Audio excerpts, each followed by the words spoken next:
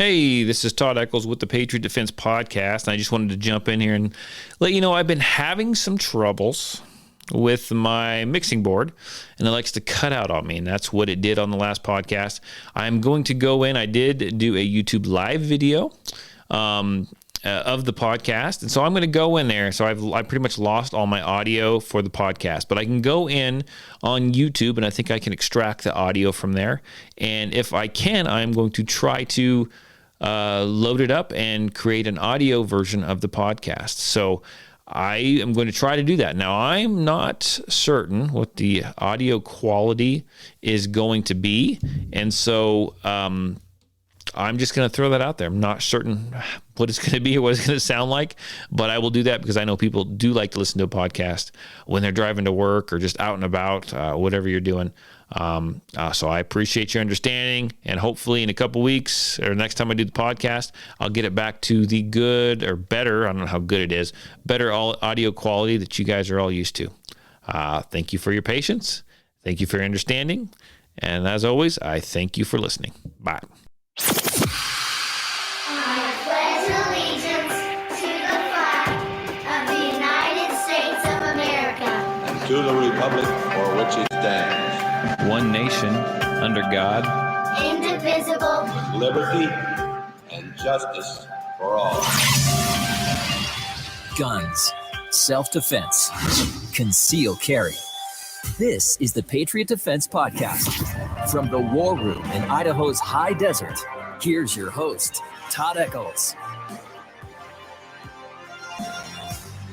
And I am back once again. It's Sunday, not Saturday. It's Sunday afternoon, and I am tucked away in the war room somewhere in the high desert of southern Idaho. And I am here all by my lonesome today. Yesterday, we just had a hard time. Everyone's working, kind of doing their own thing. I know the old Cajun Cowboy, he's got his own podcast now. So he gets kind of busy with that and work, and it's no problem. I've been doing this podcast now for, I don't even know, 3 or 4 years. I'm not sure. I don't even know what episode this is, but occasionally I'll jump on here and kind of do my own thing. And they just don't ever seem as fun as when I have the other guys on. But you guys get me today. I tried to get a little more organized because I am here by myself and no one needs to hear any dead air. I've got 2 computers going here. I got one for notes. I got one for the YouTube live that I am doing. Now, if you comment, I don't know that I'm actually going to type comments on the computer today because I just can't do everything at once, but I will see them. They will pop up. I've got them up here on my big screen so I can check them out and hopefully respond to them as we go. But I hope everyone's new year is starting out well. I know I've had a pretty busy week, had a bunch of classes. Of course, classes are staying pretty busy. Lots of people calling me with everything that's going on. People are scared, and I hate to see that people are scared, but it makes for good business on my end. And I'm here to help those new gun owners out. I'm here to do whatever I need to do. I'm working on, I just got out of a meeting on Friday, with a lady over at the radio station. That she helps me, promote my business and do all that kind of stuff. And we kind of laid out some bigger plans for Patriot Defense going into the new year. So I'm getting really excited about that. I am possibly kind of expanding my little small business here, expanding my operations to create a new revenue stream. And I'm really excited about it. In fact, I spent the last week or so really working on that, getting that ready. And when that's up and rolling, I will let you guys know. Until then, I'm going to keep you in the dark, keeping a lot of people in the dark. Few people know what I'm doing. And I'll announce it when the time is right. Trying to think of what else I've been doing this week. Kind of prepping. I keep talking about it, and I'm sorry I keep repeating stuff, but I'm just so darn excited. I'm going down to Arizona for 3 days, actually for about 5 days, for a class down there. And I've been checking the weather because it just turned off winter here. The wind is blowing. We've had rain. We've had snow. And so I'm going to escape down to Arizona for about 5 days. And it's going to be, folks, it's going to be in the 60s. And I don't feel bad about it. I don't feel bad about it at all. I'm actually looking forward to it. Going down there now, I've got those 2 VP9s that I always talk about. So I'm beating a dead horse, I'm sure, but I always talk about those 2 VP9s that I have, and I bought that new one, and I'm still trying to get it set up for my red dots. Still no plates.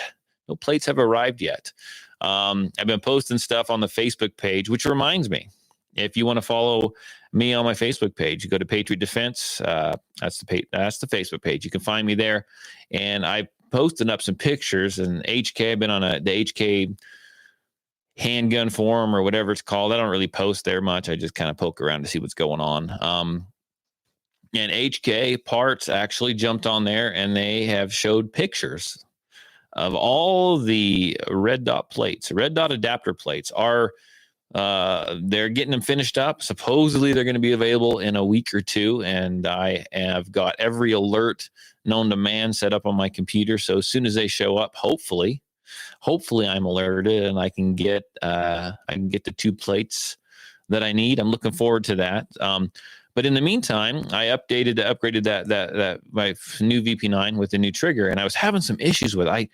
I talked about this the other day. I cannot, and maybe I didn't mention this, but I'm having a heck of a time hitting with that gun. I cannot.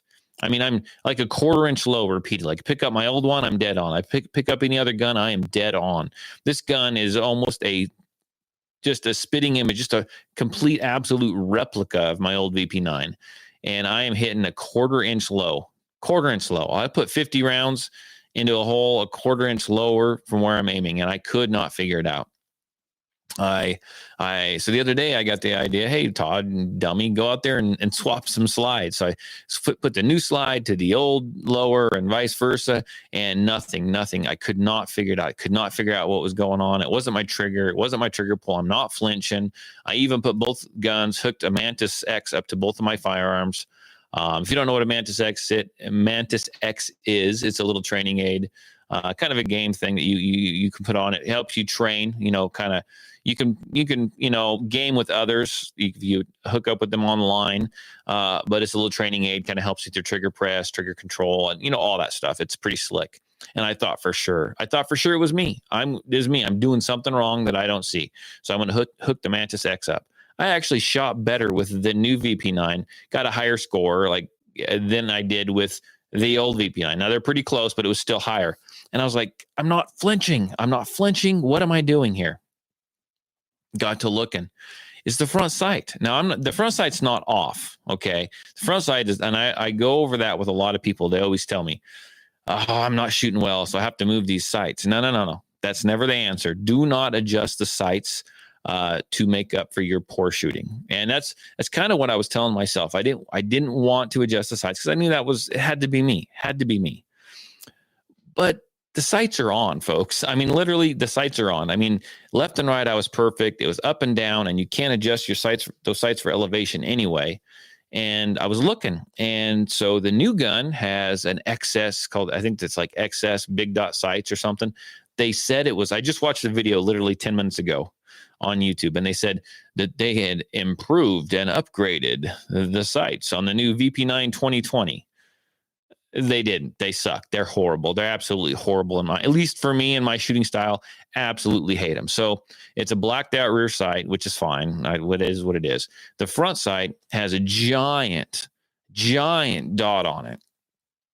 Huge dot on it, right? Well, the old one that has the front sight has a little tiny dot on it. And so I kind of was hashing it out with my friend of mine who I know he listens to the podcast. His name is Levi. And I called him on the phone. I said, what do you think, man? Well, if you look at the center of the dots, the way and I'm gonna mess this all up because my brain has a hard time grasping this. It's just kind of like sighting in a scope and different things. But that big dot, it sets. So it's the center of that dot sets a little higher. And when I shoot, I blot out, right? Superimpose that front dot on the center of wherever I want the bullet to impact. That's how I shoot. People told me about, you cut it in half with the top of the sight. I've never done that. Just superimpose it. No problems whatsoever. I've shot a ton of handguns. It's fine. It works for me. But the center, with the dot being bigger, the center is up a little higher. And so I'm actually pulling, I believe this is the way it works. I am actually pulling the gun down. Well, I'm not pulling the gun. I'm actually, the center of that is higher. So I'm lowering the gun. So when I shoot, the way I'm doing with that big dot, it's pulling my shot down low. It's not because I'm moving the gun. It's because everything's set up. Now, I'm not saying there's anything wrong with that sight, I don't think, but I like that little damn dot. And so that just irritates the heck out of me. And I thought about, I'm just going to go get another sight for it. And okay, because I like things kind of perfect. I'm kind of anal about stuff, and I like stuff to be the way I like it to be. When I want something done, it needs to be done that way. I'm kind of a control freak that way. But I was thinking about replacing that front sight. I wanted it perfect. I wanted to be able to take both VP9s in case I needed a backup gun for my class and have everything be absolutely 100% perfect. Well, eventually, when I get the adapter plates, I'm going to put a red dot on the new VP9. So I'm going to get new sights anyhow. I'm going to have to get suppressor height sights for it. So I was still going to pay the money, whatever it cost, and I was going to change that front sight out because it bothered me so much. But I backed off it. The chance of me having to go to a backup gun during the class because my other gun goes down or malfunctions or has problems are pretty slim, right? I'm going to get in there and clean this heck out of it like I should anyway, but it's due for its, yearly cleaning. They're slim to none. Okay. So I think I'm going to go in with my old gun and I'll be just fine. And if something happens, it's probably not going to be the gun itself. It's probably more or less probably going to be the trigger. And if that happens, I'll just swap slides onto my old one. And I don't know. I just don't, I don't think it's going to be a problem. I hope not, but I think that's, maybe you know better than me. I have no idea. But man, I tell you what, I'm not flinching. I'm not anything. It's got a good trigger. Now, trigger's not quite as good as my old one. It's getting there, but it's not there yet. That's got to be the problem. It's the size of that dot. And I will post a picture. I haven't done it yet, but I will post a picture up on Facebook after this podcast is over. And I'll show the front sights and I'll show the different dots, and you can kind of see the centers on them are different. I put excess big dot sights on a Springfield Armory XD9 subcompact years ago, and it was cool. And those sights they're made for ping and still. They're made for quick target acquisition, quick sight acquisition on a target, and they're made for ping and still. They're made for punching holes in center mass, right? I like to do that too, but I get a little nitpicky. I like control, people. I like control. I like to be able to dial that trigger in.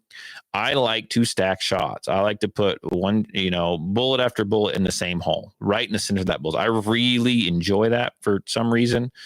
Makes me happy inside. And I think with that bigger dot, that's what that's made for. It's not made for fine tune. It's made for bang, bang, ring and still. Center mass shots, that kind of thing. I don't know that it's made for. Now I can stack shots with it if I hold a quarter inch above where I want to shoot. And I did do that, and it does work. But then again, I don't recommend that either.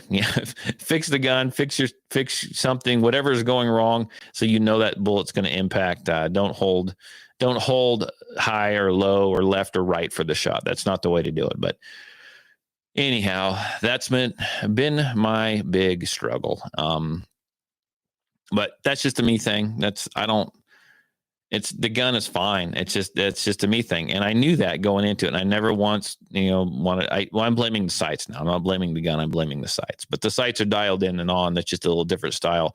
That's where I'm at. Maybe I'm wrong, but I like it there. So that's where I'm going to leave that. So I'm really looking forward to this class though. Go down, hopefully learn some new things, new ways to teach things. That's what I'm, I want to be honest. It's a pretty basic class that I'm going to. I mean, it's a 3-day class. We're going to cover some stuff that I wouldn't normally have in one of my basic classes, but it's a basic class. But they're going to teach me their version of it, and I'm going to learn how they teach it, and that's what I'm looking forward to. Because frankly, I can teach stuff over and over and over and over and over again, and I do, and I teach the basics, and there's nothing wrong with that. sometimes you can teach a certain way and it just clicks better for someone else.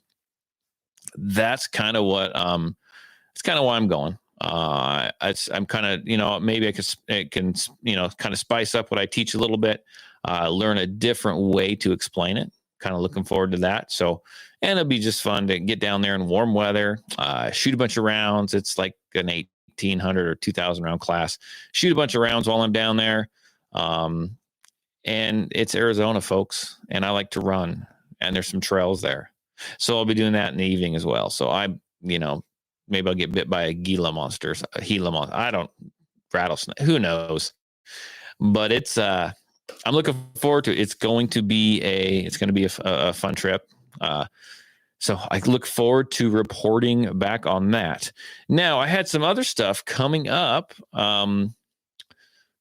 this summer, and I had some races, not with guns, just running races, and I've canceled a few of those because I want to put more time and energy, like I should, into my business. I want to grow my business. And one of the things that I've been promising, I know you probably will recognize the name. I've had Tiger Schultz on this podcast numerous times every year, and we were talking about his running gun that he does down in, well, it's now in Missouri. I forget where it was at before, Kentucky. I don't know, but it's in Missouri now.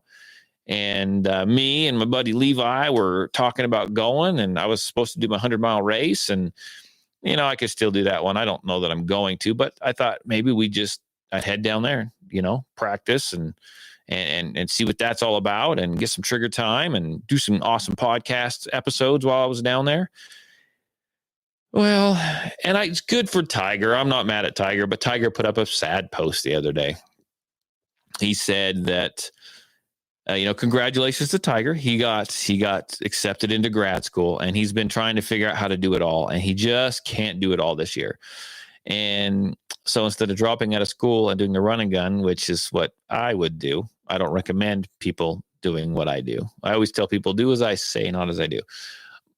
Tiger is actually, he wants to complete his grad school, and I totally get that. And he's got a lot going on. So he's opted not to do the zombie run and gun shoot this year. And it kind of makes me sad because this year I haven't bought any tickets yet, but this year I was actually going to make time and go down there. But oh well, it is what it is. I will come up with something else to do. I wish Tiger the best in grad school. That's not something I would want to do or be even interested in doing. But hey, Tiger likes it. He enjoys it. Get after it, man. And I'll be waiting, and I'll be practiced up, and I'll be in better shape for Zombie Run and Gun 2022, because he says that's still happening. So we'll do that. I guess I got another year or two before I actually make a fool of myself.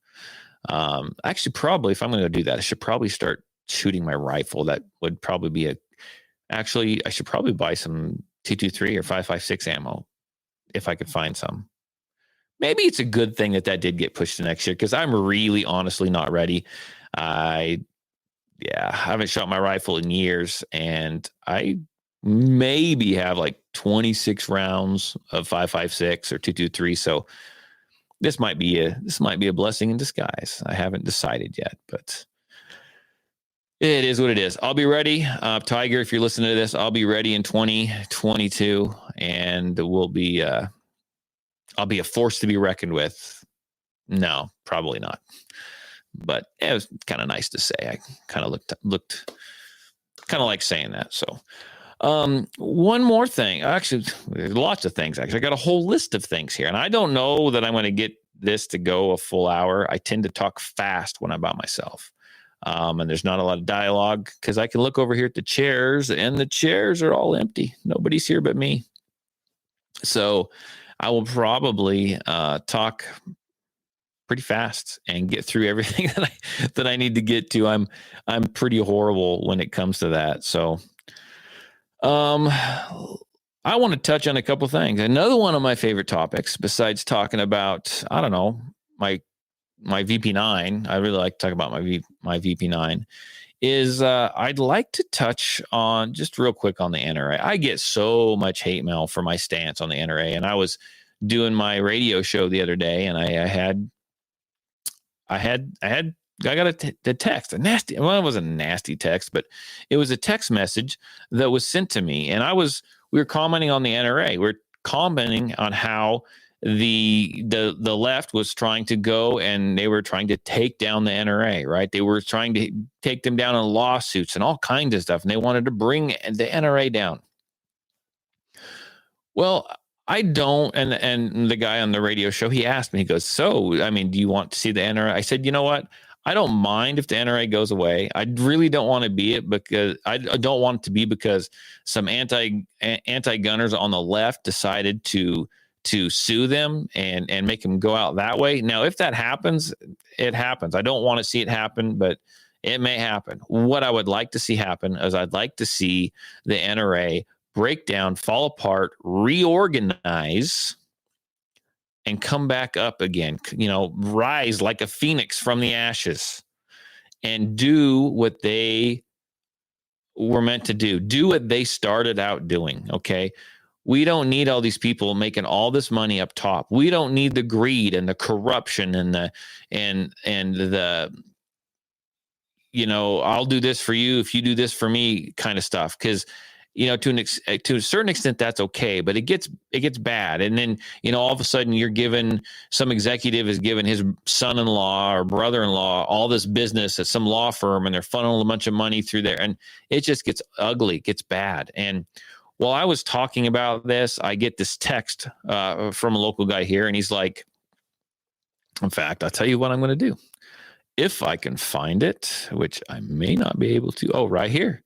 He texted me. He goes, as you are spouting all that crap, you just need to know that the NRA granted $438,000 to the state of Idaho for shooting sports.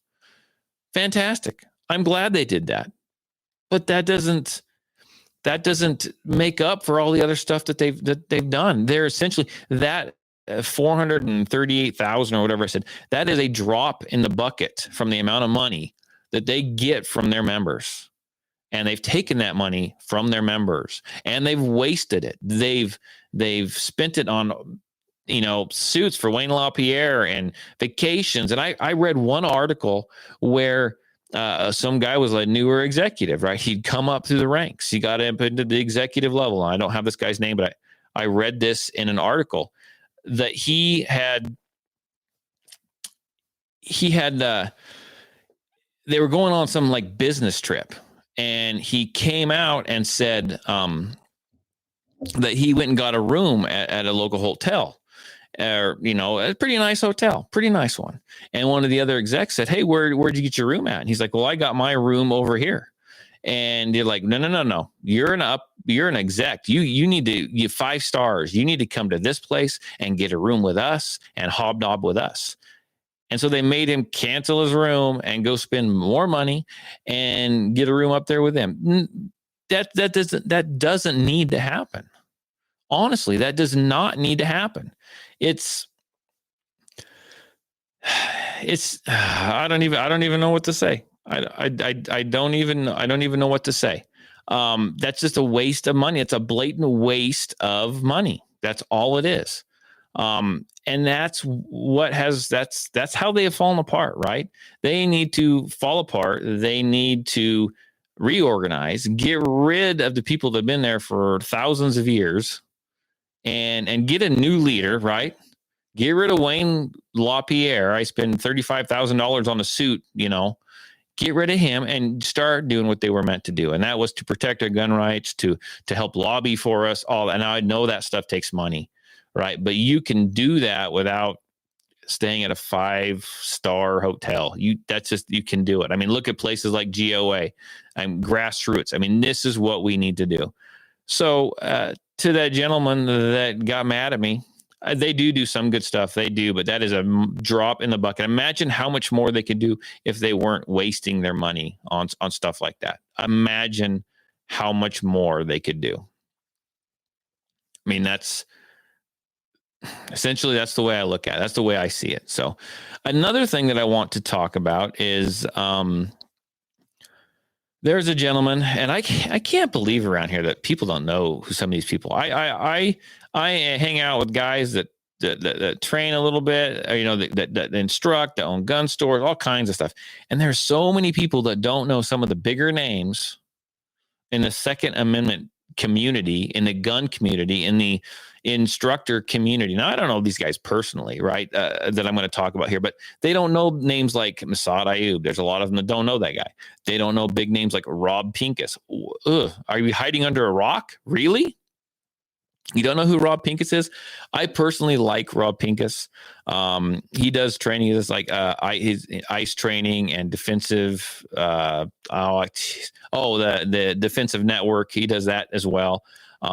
He's on the Second Amendment Foundation. I believe he's also on the board of the NRA, and he's trying to get some stuff changed over there. But he's a great guy, and I really like watching his stuff on Facebook and the videos that he puts out, because some of that stuff that he does is pretty amazing stuff. And he puts out and he says stuff that people don't like to hear, but is being honest. I like it because it's not the same old canned voice over and over and over and over again. So he wrote an article a few months ago. Actually, it was in January, but it was about an article that he wrote, I think, back in like November. It says it's time for Democrat gun owners to stand up, but is the gun community ready for them? So let's back this up for a minute. I got some numbers down. I did a little bit of research here. So last year alone, there were 23 million firearms sold. 23 million firearms sold. 21 million background checks were done. Okay, so that means I think some people were buying multiple firearms, obviously, with one background check, which you can do. There was 8.4 million first-time buyers. 8.4 million first-time gun buyers. That's absolutely amazing. Now, and we've touched on this before. I mentioned it numerous times, but I just want to bring it up because then it'll play into what I'm going to talk about here. We all read the articles where there were people on the left that were first-time gun owners, that they were buying guns for the first time, and they didn't realize, or their own laws kind of bit them a little bit, right? I want that gun delivered. Well, you can't have that gun delivered to your house. You've got to fill out a NICS background form. You got to do transfer paperwork, all this stuff, right? So we have newbies like that. We also have, and I want to say Republicans, right? Republicans, I'm looking at my notes here on my computer. You are not the only gun owners out there. There is gun owners. There's libertarian gun owners. Obviously, there's Republican gun owners. And let's listen here. There is people on the left. There's Democrats who own guns and like to shoot and who are as passionate about the Second Amendment as you are. There are. And people forget that, right? They forget that. So think about that. There's people on the Democratic side, the leftist side. It's time for them to stand up with us. It's time for everyone to unite. Libertarians, Republicans, Democrats. If you are a gun owner, if you are an advocate for gun rights, right? Gun rights are human rights. Gun rights are civil rights. We all need to stand up and become a force to be reckoned with, because frankly, to a certain extent, we aren't. And you got the Republicans mad at the libertarians, and I say libertarians because I'm a libertarian, but we have the Republicans hate the Democrats, and they say stuff about the Democrats, and you might be saying bad stuff, calling a Democrat or a liberal a libtard, okay? Because I've said it too. I'm not saying I've said it too. We've all said, hey, you liberals, hey, those stupid libtards over there, they voted for Biden, right? Well, yeah, they possibly did, but they possibly might be for gun rights too. Or maybe they didn't. Maybe they wanted to save their gun rights, and so they voted for Trump. You have no idea. It's not really good to go out and offend someone who feels the same about gun rights as you, right? No party owns that issue. There's over 100 million gun owners in the United States. Okay. Think about that. There's around 70 million Americans voted for each of the leading two presidential candidates in this last election. Okay. Some, excuse me, Some gun owners voted for Biden. Some gun owners didn't vote at all, which, okay, you must not be that passionate about it if you don't care. Some non-gun owners voted to reelect President Trump. Think about that. Some people that think universal background checks are okay probably voted for Trump. Some people that think ownership of AR-15 rifles is okay probably voted for Biden. Some people with a wide variety of opinions on guns voted libertarian, or possibly wrote in everyone from Bernie Sanders to Wayne LaPierre. Bad idea. It is foolish to think that everyone who is a gun owner is a Republican and will vote for Republicans. And many people will remind us that some Republicans aren't real Republicans. Yeah, that's a thing.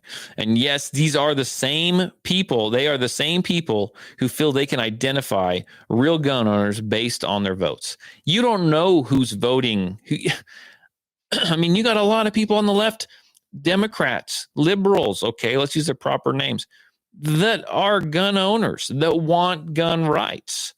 Okay, so we all need to stand up and get together and say, no, enough is enough, right? I poked around a little, and I did over the weekend, and I got on some Facebook pages, liberal gun owners. I joined them. I wanted to check it out. I wanted to see what they were saying, because I've heard enough of what we're saying, right, on the right or the libertarians, which even is a little different than the right, obviously.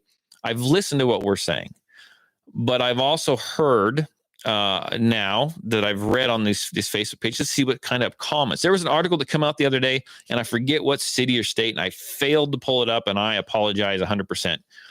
But it came out, and it said some gun store put a sign on their door that said, if you voted for Biden, then we don't want your business here. If you're a left, if you're a liberal, we don't want your business here. We're not going to sell you ammo. We're not going to sell you guns. That store can do whatever they want.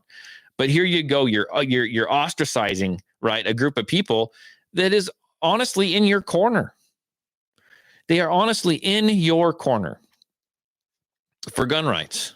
And this store's thumbing their nose saying, you're a Republican, we don't want you here. They possibly voted for Trump.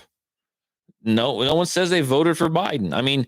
It's crazy. And we do that too with the, I hate to say it, but we do that with everyone. So I would imagine in fact, I should get someone on here and interview them. Not today, but I may do that in the future, actually. You look at the LGBTQ community. I know that there's a whole group. There's got to be a bunch of gun owners there, a bunch of 2A people, who are in the LGBTQ community. I know that there is a group of, there is actually a shooting association. I think it's called the Pink Pistols. And they get together, they shoot, they train. Everyone has the right to self-defense. And not everyone hates firearms. I don't care if you're right, you're left, you're libertarian, you're in the LGBTQ community. We all need to stand up. You may not agree with their life choices. Okay. Tough. It doesn't matter. What you do over here with your life choice shouldn't affect me. I don't care what you do. But hey, if we can come together on firearms and we can become a force to be reckoned with, why shouldn't we? Why shouldn't we rally up? We should get some legislation in place. We all have one goal in mind. It doesn't matter. Doesn't matter what you do with your life. Okay. It doesn't matter. We all like our firearms. We all support the Second Amendment, and that's should be our main focus, because now is the time. I haven't seen.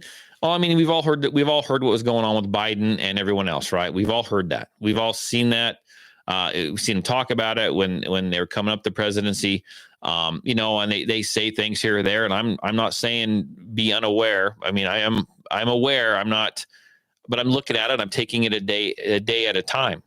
But if they do what they want to do, it's not going to be good, and we need to push back. And obviously, it's going to take more than just the Republicans to push back. We are going to have to drop the party lines. We're going to have to drop anything that separates us and say, are you a supporter of the Second Amendment? Do you support gun rights? Because that's what we need to be focused on. And when this comes down, we're going to need all the help that we can get. We really are. And so that's something to think of. You've got to let's do this too, because I'm on a roll here, because I see this in my class. And in Idaho, unfortunately, everyone makes the Californian jokes. Everyone. We have a lot of them moving here, and some of them are great. Some of them move for the right reasons. Some of them not so much. Some of them are changing the state. Some of them are changing some counties in Idaho, right? They do bring up, they don't always agree with us, but there are a lot that do, and a lot that come up here for the freedoms, and a lot that come up here for the rights, the Second Amendment rights, especially, and the freedoms. And here we are making jokes about them. And here we are posting, and I see people on the buy sell trade pages and whatever making nasty jokes and just mean and horribly mean to people moving up from California. Well, we're better than that. We are better than that, and those people might be a Second Amendment supporter. How about we be friendly to them and find out, because they may be in our corner, man, just because they're from California, just because they're LGBTQ, just because they're liberal or Democrat or whatever, doesn't mean that we can't join forces with them if we have something in common. It's like we're dividing ourselves up when we're stronger together as a whole, and we just keep dividing each other, right? And that's what everyone wants, is this division. We're stronger as a whole if we can all get together and do something. Maybe that's just me. I don't know. That's the way I see it. And I really enjoyed it. And I won't say it was this, my idea specifically. I have a hard time with words sometimes, and I have a hard time getting my thoughts laid out. So I was really glad to see this article written by Rob Pincus. Now that dude irritates me a little bit sometimes, but you know what? He has a lot of cool stuff to say, and I like it because, like I said, it goes against mainstream. So I mean, I think we have to change our thinking a little bit. I think we need to change our thinking and come up with a way to fight that's different than what we've been doing. Okay. We're all, there's a good chunk of us, like I said, LGBTQ, Democrat, liberal, you name it, Republican, libertarians, everything, right? There's a big, if we're all pro-gun, we're all pro-gun. Okay. A good chunk of us. Our primary voting issue may be gun rights. We might advocate for gun rights and lobby for changes in laws that increase gun freedoms. We might think that all gun control is unconstitutional and every gun restriction is an infringement. We might spend countless hours every year voluntarily working for the cause of gun rights. You might even consider yourself a one-issue voter. We aren't like every gun owner. That's okay. Every gun owner isn't going to vote for the same person. That's okay too. We just have to come together on the issues that we do have in common and rise up. We really do. And I'm going to do my famous poke at Trump a little bit. Poke at Trump. Trump was supposed to be the greatest president known to man. That's what I was told for 4 years. Okay. He was supposed to be Mr. 2A. He was going to protect our Second Amendment rights. I'm saying no. I'm saying no. I'm saying he didn't fight for our 2A rights. If anything, we lost the bump stocks, and people said, well, he stacked the courts with his Supreme Court justices and he got him in there. And hell, they didn't. The ones that he just put in didn't even back him up. Didn't even back him up when he needed them to. So did he do much for the Second Amendment? No, he did not. I think I heard him say a couple times, well, when that Virginia thing was going down, well, you guys should pay attention. You guys should fight for this. That's all he said. He could have done so much more. Did he do lots of good stuff? Well, yeah, he did. But was he good for the Second Amendment? Nah. I don't think so. I mean, there's a little interpretation that needs to take place there, but I honestly don't think that he was as great as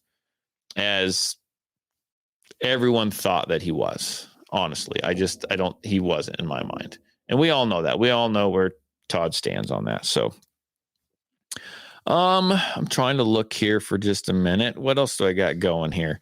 Let's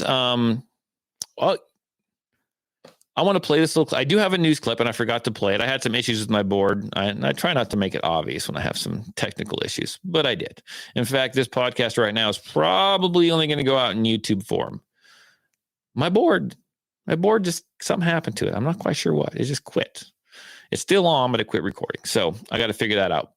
Hopefully, I can steal the audio off this video, and I can still put it out in podcast form. Definitely going to try that. But I tell you what, I do have a little bit of a clip here talking about all the people that bought firearms and what they're seeing and maybe who they are. Probably something you've heard before, but I think we'll just go ahead and play it anyhow because the numbers are just astounding. So here we go. Bring in Ryan Rep. He's from Brownells. Brownells sells guns. It is a gun company and business is clearly booming. But Ryan, I want you to tell us who's buying, because we understand there's 5, 6, 7 million new owners of guns. Who are they? That's right. Yeah, Stu, thanks for having me on. The NSSF is estimating at about 8 million new gun owners actually in 2020. And they just don't fit the caricature of what many would consider to be the average gun owner. Based on our sales, if we compare that to NSSF data, we're seeing a lot more guns going to urban areas. About 40% of new gun owners are actually women, and African Americans are buying it. They're the largest growing group at 58% up year over year. African Americans are buying 58% more guns than they bought the previous year. Is that an accurate way to put it? 58% more? That's absolutely correct. Yep. And women, 40% buy 40% more guns in the hands of women than a year ago. Is that accurate? Yeah, that's absolutely accurate. So if you take the NSSF data and you pair it to what we have for sales data, I don't think it's unreasonable to hypothesize that a significant number of these people are from democratic or other political ideologies. Right. We're talking about a constitutional right here at the end of the day, and not what is something that gets politicized often. But it's not just politics. This is the Constitution we're talking about. What about the guns that women are buying? Are they primarily pistols or some long guns? Yeah, women are buying pistols, self-defense pistols, but that's the hottest category. Pistols are by and large the lion's share of that, followed by shotguns and your AR-15 type of weapon. Ammunition. I have a place in rural New York, and there's a line around the door to buy new ammo. Is that a nationwide shortage, and what's the problem? Yeah, it sure is a nationwide shortage. You have brands like, I think, Vista and others who have announced just incredible back orders on ammunition. Problem, I think, really is there's an incredible demand. People are just buying up everything they see, but you have to think about the factories, particularly in 2020, who were not necessarily expecting to see this giant increase. And so they've got raw materials that they've got to go out and find that they didn't necessarily plan for. So it's sort of the perfect storm for ammunition manufacturers. With all this increased demand for guns, have you raised prices? We're trying our best not to raise prices, of course, with scarcity and the manufacturers trying to find raw material requires us to raise prices just a little bit, but we're certainly trying to keep them down as much as we can. Okay, Ryan, look, thanks very much for joining us. Important information on who is buying these guns. Very interesting. So there you go. I mean, there's a variety of people buying firearms, especially over the last year. And we just need to know that that's a lot of people. I mean, 23 million firearms sold, 8.4 million first-time gun buyers. I mean, we need to gather them up and get them in our ranks, accept them, whether they are anything like us or not. It doesn't matter. They must be for gun rights. We need to educate them on gun rights and show them how to move forward, show them the different associations they can join to help preserve our Second Amendment way of life. we need to, the media is really good at terms, right? There, and I deal with this all the time. I mention this in class to especially in my private classes. I always ask people, especially if they're first time gun owners, I talk about guns, semi-automatic guns. I talk about fully automatic guns, and I talk about AR-15. And I always ask them, do you know what AR-15 stands for? And this should be, everyone should know this in the gun world, right? It's been going around a thing for quite a while. And they'll say, yeah, it means assault rifle. And I'm like, no. That's what the media tells you. What it stands for is Armalite rifle. AR stands for Armalite rifle. 15 is the model number. That's the Armalite is the company that first came up with this and manufactured it and all that good stuff. And they usually look at me and they're like, really? And I'm like, yeah, you're fed a line by media. You were classified. They came up with a term, right? And you took it to heart and you used it. So we need to be kind of careful with the type of speech we use, especially if we want to be inclusive to other gun owners, because as we've just discussed, they're everywhere, different areas, LGBTQ, left, libertarian, any of that, right?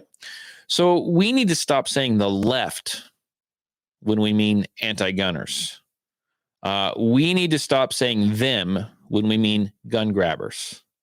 Because just because you're a Democrat, just because you're left does not mean you are a gun grabber. And when you say that and you classify them all like that, you're just irritating them and you're creating more of a divide. They don't want to be called that, because they like guns. They maybe have more guns than you. Maybe they go out and train more than you. You don't know. Okay. We need to stop saying Democrats when we mean Nancy Pelosi or Mike Bloomberg. Okay. They all just don't fit into a box, right? There's so many of them. There's so many different levels. We just need to be careful what we do. We all need to learn to come together. We need to be more accepting as the 2A community. I know that there's tons of people from different walks of life that make up our community, and we need to welcome them in. Just here, Patriot Defense. Anyone can come take a class at Patriot Defense. I don't care. LGBTQ, left. I mean, I've had people who, on the left who came and said, I hate guns. I never thought I'd own one. But here I am. I need to learn. And, oh, wow, this is fun. 20 minutes later, this is fun. I'm going to do this some more. And they hit me up with questions, right? And that's fantastic. I don't care who you are. If you want to learn how to use a firearm, get a hold of me and we will get you in. Okay. It's not a problem. But, okay. I sure hope I can get this into my podcast. I'm going to sink this Roadcaster, my little board here, to the bottom of the river. But let's have a little bit of fun here. And there is another, I had so many people send me links to this news story, and which I thought was kind of fun. So, and I'll say I listen to a lot of podcasts. I really like listening to paranormal type podcasts and Bigfoot type stuff and hearing all people's stories. Believe it or not, I don't know. We're not going to get into that, but I do like to listen to it. And there was an interesting story that came out of Oklahoma. An Oklahoma lawmaker proposing a bill to establish a Bigfoot hunting season in Oklahoma, allowing people to buy a hunting license. He's hoping this is going to increase tourism in his district and maybe even lead to the capture of the fabled beast. News reporter Bailey Devane has the story. You might be able to take your chances in capturing Bigfoot if Oklahoma Representative Justin Humphrey's new bill passes through legislation.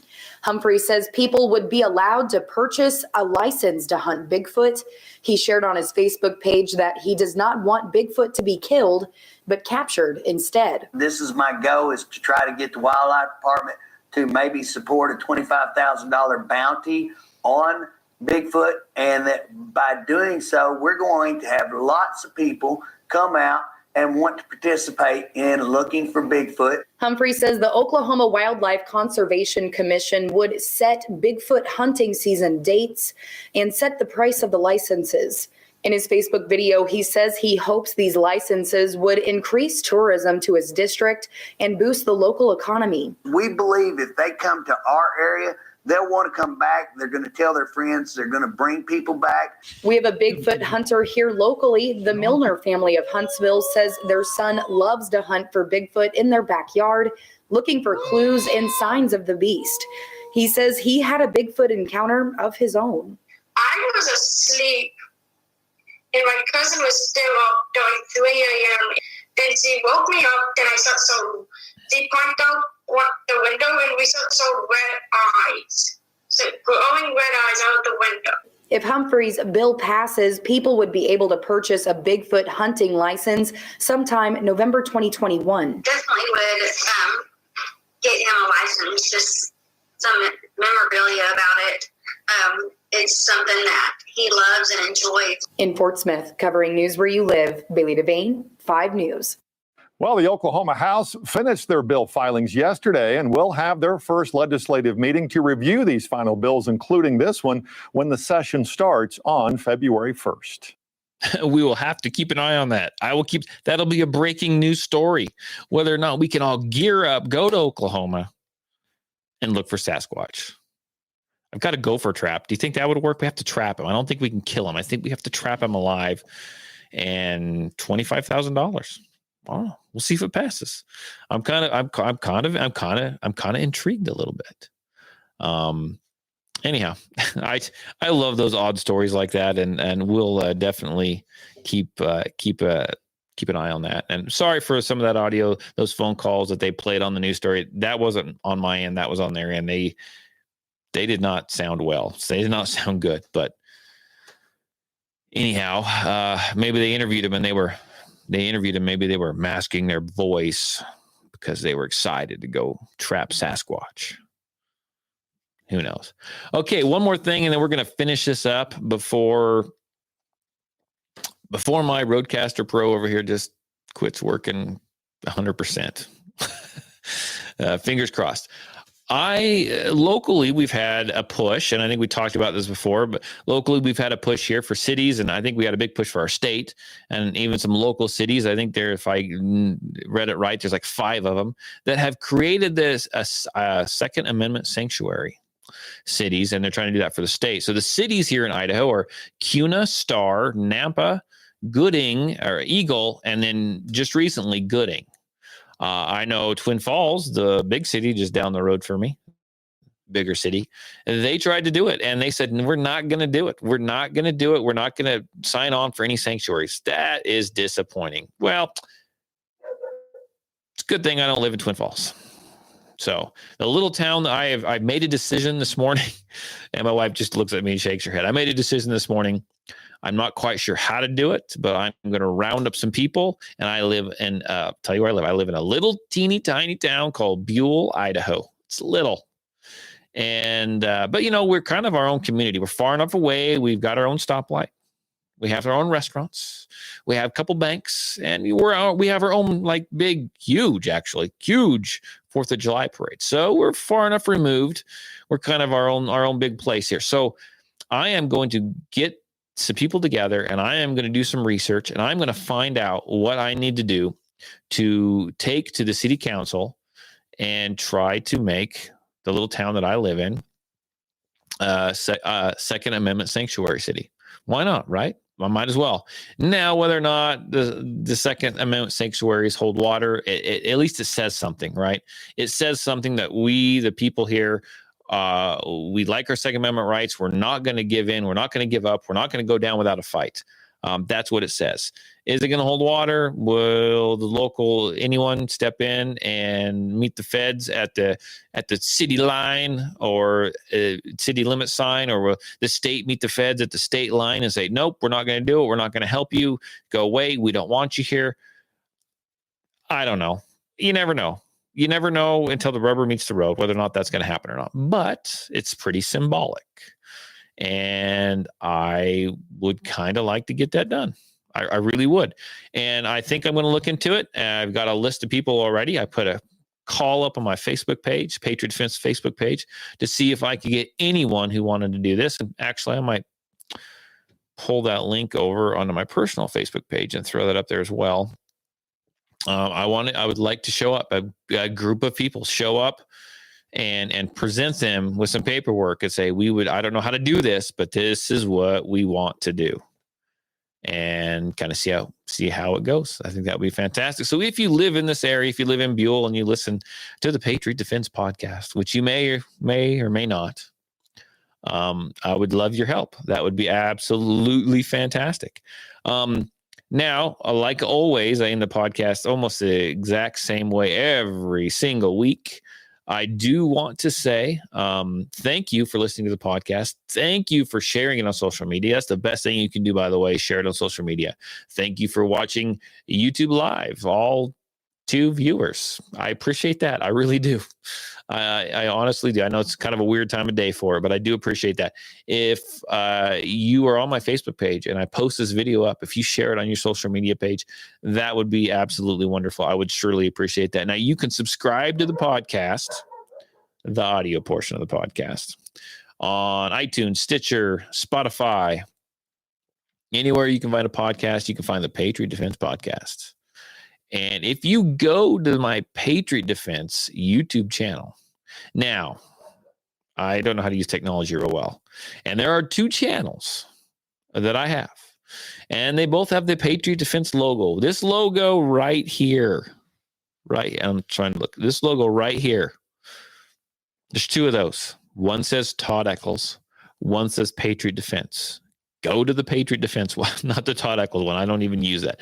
I probably should just freaking remove it, but go to the Patriot Defense one. And if you click on alert for live videos, this will come up. This will alert you, but make sure you subscribe to the channel. That would help me out a bunch. I know one day YouTube's probably just going to kick me off and it's going to cry. I'm going to cry, right? All those videos gone. There are other places that I can port all my YouTube videos over to, and I've tried. But if I don't get 300 subscribers, they aren't going to do it. They sent me an email and told me that I have to have at least 300 subscribers, and they're not going to. I'm like, how annoying that is. But if you could subscribe, share it, link it, social media, you name it, I would sure appreciate it. I really, really, really would. If you have any comments or questions or thoughts and you want to get a hold of me, if you want to just say hi, you can call me, you can text me. I'm pretty easy to get a hold of. Call me or text me, area code 620-794-6223. That's area code 620-794-6223. You can even email me at info at the @ symbol, patriotdefense13.com. That's info at patriotdefense13.com. If you did that, get a hold of me. Drop me a line. Maybe I'll get you on the show. I don't care. Maybe you know how to get your city to be a Second Amendment sanctuary. Maybe you know the process. Maybe you know the paperwork. Maybe I have to write something up and I don't know that. Maybe I can use yours and just take your city name out and put my city name there. That would be cool.